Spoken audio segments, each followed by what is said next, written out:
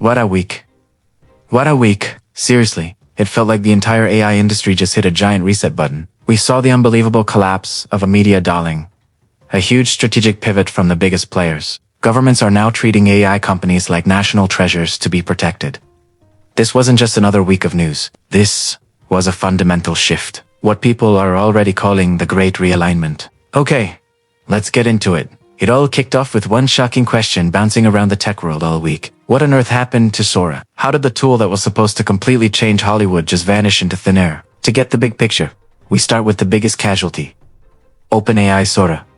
The AI video generator that was everywhere just months ago is now gone. And let me tell you, its exit was anything but quiet. This headline perfectly captured the drama. This wasn't a slow phase out or a quiet pivot. No, this was an abrupt lights out, full-scale shutdown of the app, the API, the whole shebang. The financial fallout was immediate and massive. $1 billion. That's the size of the deal OpenAI had just signed with Disney. $1 billion investment to bring Disney characters into the Sora world. Then overnight, poof, that deal completely evaporated.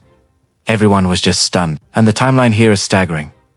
In September, Sora launches and breaks the internet. By December, $1 billion deal with Disney. And by March, it's all over. So, what up in... According to employees, the platform was eating up an unsustainable amount of GPU power, forcing a really hard choice, and that choice reveals a much bigger story. Sora's death wasn't just about one app failing. Not at all. It was the loudest signal yet of a massive, industry-wide pivot. The era of just chasing consumer hype is officially over. We are now in the era of hard infrastructure. This lays out the shift perfectly. The focus is no longer on those flashy consumer apps. Nope. The real action, the real money, and the real future is in building autonomous agents that can fundamentally rewire how businesses work, all powered by a mind-boggling build-out of data centers. And this brings us to this whole new idea. Agents as a service. Look, this isn't about asking an AI a question anymore. It's about giving an AI a goal. Companies like Sierra and Anthropic are really leading the charge here, building AI that doesn't just give you answers, but actually does things for businesses. Managing supply chains, handling customer renewals, all on its own. And, when AI can do that, it stops being just another product and starts becoming a strategic national asset. This week, we saw exactly what that means as AI companies found themselves becoming pawns in a super high-stakes power struggle between the US and China. So, first, over in China, a clear line was drawn in the sand. When Meta tried to buy the AI startup, Menace for $2 billion, Chinese regulators didn't just review the deal. They reportedly straight-up barred the company's founders from leaving the country. The message couldn't be clearer. China's AI talent and tech are not for sale to foreign powers. Meanwhile,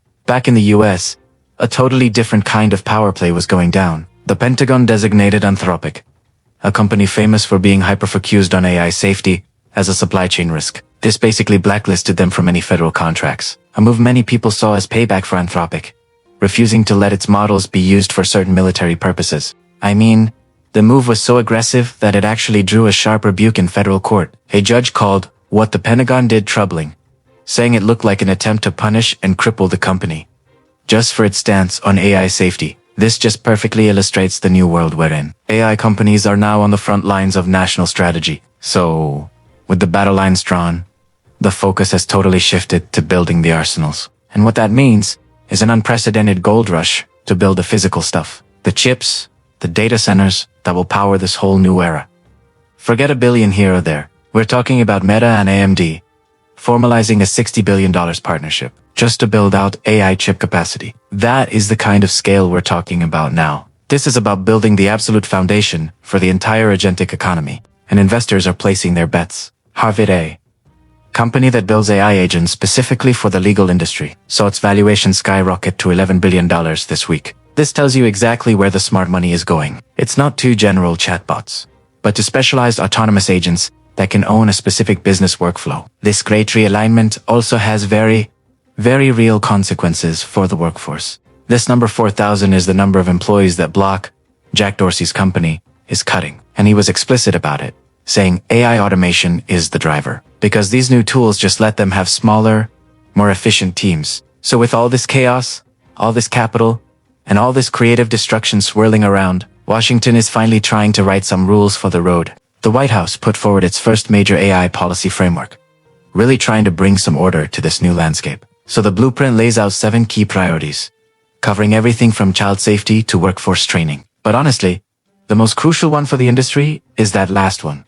Federal preemption. The White House is pushing hard for one unified national policy to avoid a chaotic mess of 50 different state laws, which they argue would just kill innovation. Which of course leaves us with the defining question of this entire new era. After a week of total whiplash that saw the end of the hype cycle and the beginning of a new infrastructure arms race, who is really in control here? Is it the innovators building the tech, the government's trying to regulate it? Or, in a future that's probably coming a lot faster than we think, is it the autonomous agents themselves?